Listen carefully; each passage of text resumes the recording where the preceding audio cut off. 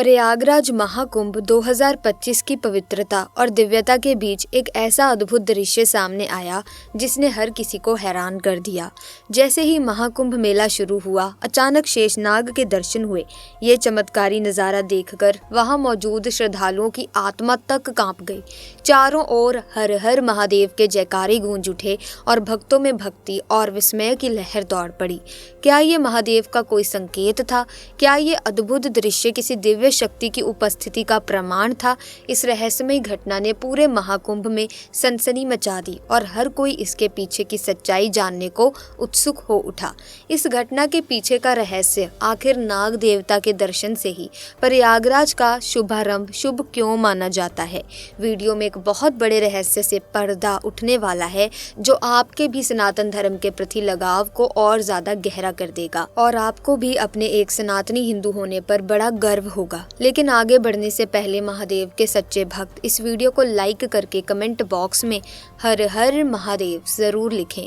देश दुनिया से करोड़ों लोग 13 जनवरी से शुरू होने वाले प्रयागराज महाकुंभ में शामिल होने वाले हैं। भारत में जन्म लिए हुए हर इंसान की जिंदगी में एक बार महाकुंभ में शामिल होने की इच्छा जरूर होती है और प्रयागराज में ये जो महाकुंभ लगा है ये 144 साल बाद आने वाला पूर्ण महाकुंभ है जो विशेष ग्रह नक्षत्रों के दौरान लगता है।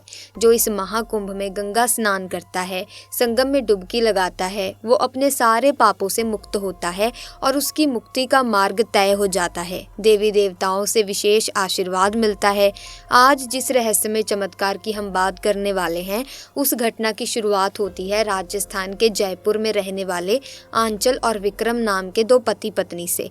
वैसे तो विक्रम एक आईटी कंपनी में सॉफ्टवेयर इंजीनियर का काम करते थे, लेकिन जब उन्हें पता चला कि महाकुंभ की तैयारी जोरों शोरों पर है और 13 जनवरी से महाकुंभ का आयोजन होने वाला है तो वे कुंभ मेले में जाने के लिए बहुत उत्साहित थे, क्योंकि 12 साल पहले भी वे अपने पिताजी के साथ प्रयागराज के महाकुंभ मेले में शामिल हुए थे। वहां उन्हें बड़ा ही आनंद और सुकून का अनुभव हुआ था। इसीलिए अब वो अपने परिवार के साथ एक बार फिर 2025 के महाकुंभ मेले में जाने वाले थे।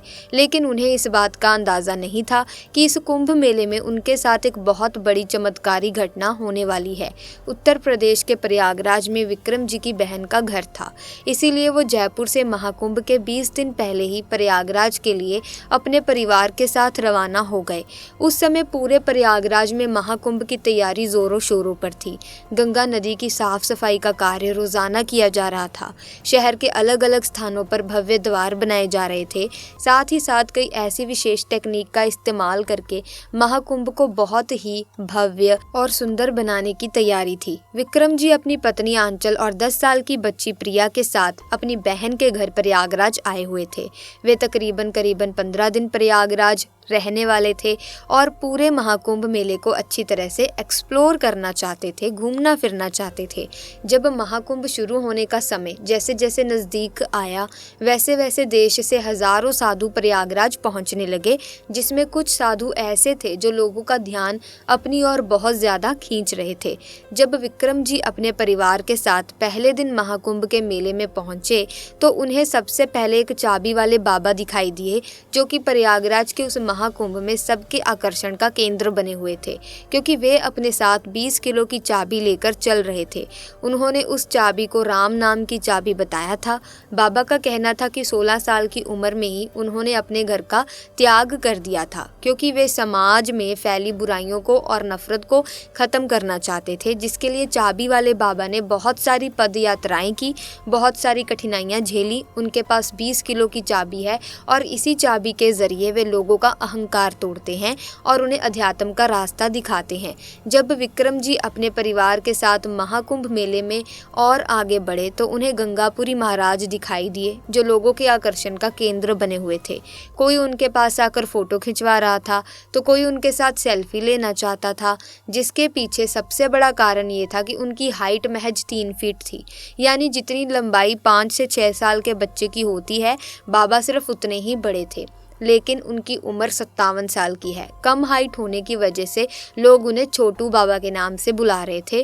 और गंगापुरी महाराज से जुड़ी एक और बात खास निकल कर आई कि उन्होंने पिछले 32 सालों से स्नान नहीं किया था, जिसके पीछे उनका एक संकल्प था। प्रयागराज महाकुंभ में थोड़ा और आगे बढ़ने पर उन्हें एक ऐसे साधु महाराज दिखाई दिए जिन्होंने अपने शरीर पर करीब 2 लाख रुद्राक्ष धारण कर रखे थे, जिनका कुल वजन 45 किलो से भी ज्यादा था। लेकिन गीतानंद गिरिज नाम के इन साधु महाराज को इसी वजह से रुद्राक्ष वाले बाबा के नाम से जाना जाता है, जो कि हाल फिलहाल में प्रयागराज के महाकुंभ में स्थित है।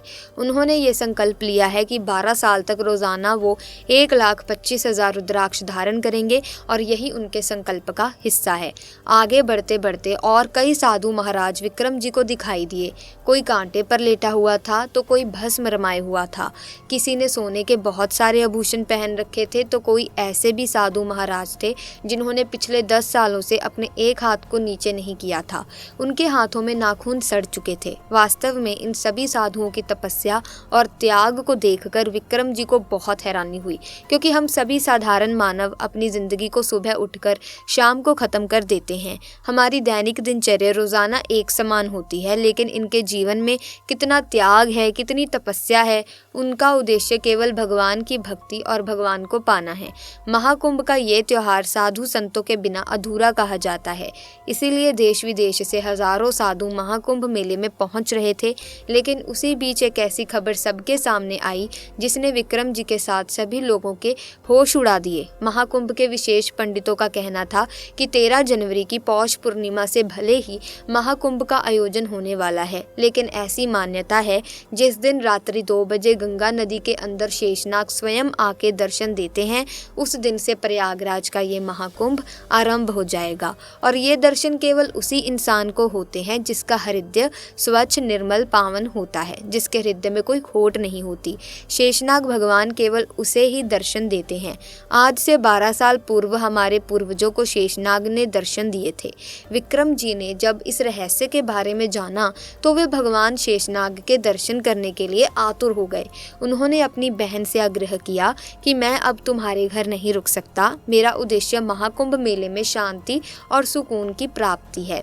मैं अगले 15 दिन इसी कुंभ मेले में कैंप के अंदर बिताना चाहता हूँ। जिसके बाद विक्रम जी, उनकी पत्नी आंचल और उनकी 10 साल की बच्ची प्रिया महाकुंभ में ही एक कैंप लेकर रहने लगे। वे 15 दिन महाकुंभ में रुकने वाले थे, शाही स्नान देखने वाले थे, संत गुरुओं का आशीर्वाद प्राप्त करने वाले थे और उनका उद्देश्य था सांसारिक जगत से दूर एक सुकून की प्राप्ति करना। लेकिन जब से उन्होंने शेषनाग के उस चमत्कार के बारे में सुना था तो विक्रम जी के मन में शेषनाग को देखने की बहुत इच्छा जागृत हो गई थी। अब रात्रि के समय जब वो अपने परिवार के साथ महाकुंभ के कैंप में सो रहे थे तो रात्रि 2 बजे वे चुपचाप अपने कैंप में उठ गए और गंगा नदी के घाट पर आकर बैठ गए। उन्हें विश्वास था कि उनका दिल साफ है, उन्होंने कभी कोई पाप नहीं किया। भगवान शेषनाग उन्हें दर्शन देंगे और इसी के साथ महाकुंभ आरंभ हो जाएगा। लेकिन उस दिन 2-3 घंटे इंतजार करने के बाद भी उन्हें गंगा नदी के अंदर शेषनाग के दर्शन नहीं हुए। तकरीबन 4 से 5 दिनों तक उन्होंने ये कर्म जारी रखा। वो रोजाना रात्रि 2 बजे गंगा घाट पर जाकर बैठ जाया करते थे ताकि उन्हें शेषनाग भगवान दर्शन दे दें। लेकिन एक दिन भी उन्हें नाग देवता के दर्शन करने का सौभाग्य प्राप्त नहीं हुआ। अब वे समझ चुके थे कि शायद शेषनाग भगवान उन्हें दर्शन नहीं देना चाहते। महाकुंभ के इस मेले में विक्रम जी के 10 दिन बीत चुके थे और बीते 10 दिनों में उन्होंने कई साधु महाराज का आशीर्वाद प्राप्त किया, कई सारे बेहतरीन नज़ारे देखे, वे कई अघोरियों से मिले, गंगा स्नान किया। लेकिन अब मात्र 5 दिन बचे थे। वे 5 दिन बाद पुनः जयपुर जाने वाले थे और मन में एक अधूरी अभिलाषा थी कि भगवान शेषनाग उन्हें दर्शन देंगे। लेकिन अब उनकी ये इच्छा टूटती हुई नजर आ रही थी। लेकिन एक रात्रि को कुछ ऐसा हुआ जिसे देखकर सभी लोगों के और विक्रम जी के भी पसीने छूट गए। दरअसल उनकी पत्नी आंचल को रात्रि में कभी कभी नींद में चलने की आदत थी। एक रात्रि को जब वो महाकुंभ में अपने कैंप के अंदर सोए हुए थे तभी उन्होंने महसूस किया कि आंचल तो कैंप में है ही नहीं।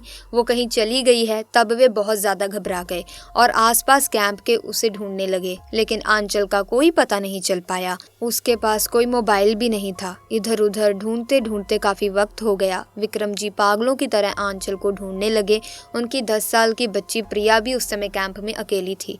उन्हें उसकी भी बहुत चिंता सता रही थी, क्योंकि साधु के भेष में कई चोर बच्चा चोरी के इरादे से भी कुंभ मेले में घूम रहे होते हैं। 1 से 2 किलोमीटर के इलाके में छान लेने के बावजूद भी उन्हें आंचल जी का कोई पता नहीं चल पाया। कुछ समय बाद वे 2 किलोमीटर दूर एक बहुत ही वीरान गंगा घाट पर पहुंचे, जहां पर उन्हें आंचल बेसुध अवस्था में मिली। उस गंगा घाट पर वो सोई हुई प्राप्त हुई।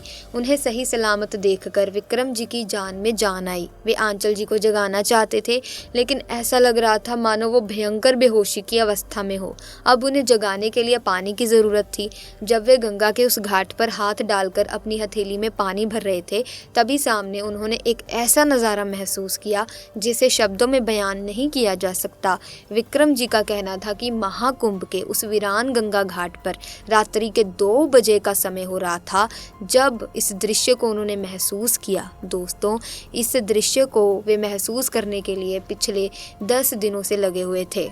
उन्होंने कहा कि मुझे इस बात का अंदाज़ा नहीं था कि वो दृश्य मुझे आंचल जी के इस नींद में चलने की बीमारी के कारण देखना संभव हो पाएगा। विक्रम जी ने सामने देखा कि एक बहुत ही चमकीली आकृति जो शेष नाग के समान प्रतीत हो रही थी, उन्हें गंगा नदी में दिखाई दी। लेकिन उस शक्ति का तेज इतना ज़्यादा था कि उसके प्रभाव से उनकी आंखें चुंधिया गई।